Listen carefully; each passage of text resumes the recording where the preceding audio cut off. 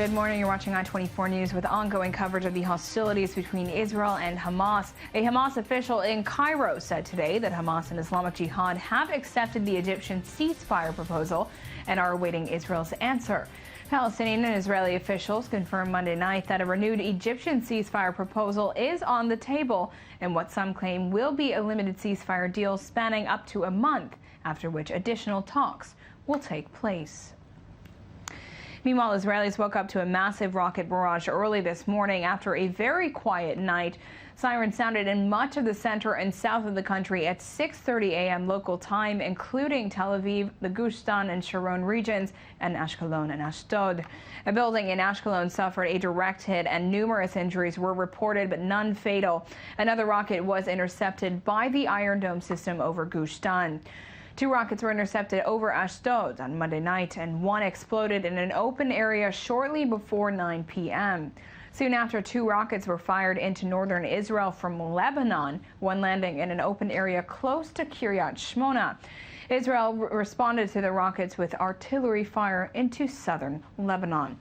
Meanwhile, the Israeli Air Force continued its strikes on Gaza on Monday night, and according to Palestinian sources, 2 people were killed in a strike on a 13-story building in Gaza City. Yesterday, the IDF recorded several rocket attacks from a school compound in Shujaiya and from a concealed launcher west of Khan Yunis at Israel.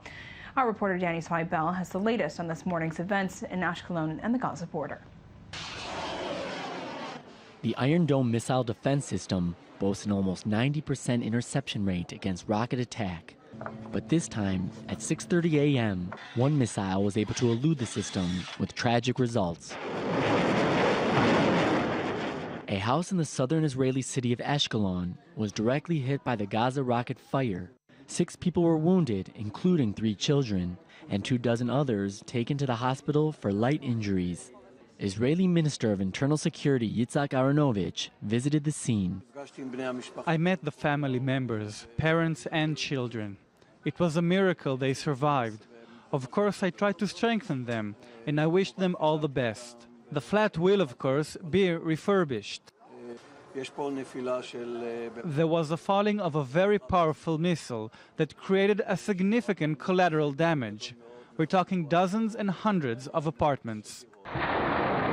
The Al-Qassam Brigade's military wing of Hamas claimed responsibility for the attack, saying it had fired R-160 rockets at Haifa and 4 M-75 rockets at Tel Aviv in response to attacks on a multi-storied building in Gaza. Yesterday, Gazan militants fired at least 121 rockets and missiles at Israeli civilians. Of those, 16 rockets destined to land in civilian spots were intercepted by the Iron Dome, seemingly far fewer than in previous weeks, and to the concern of Israeli residents.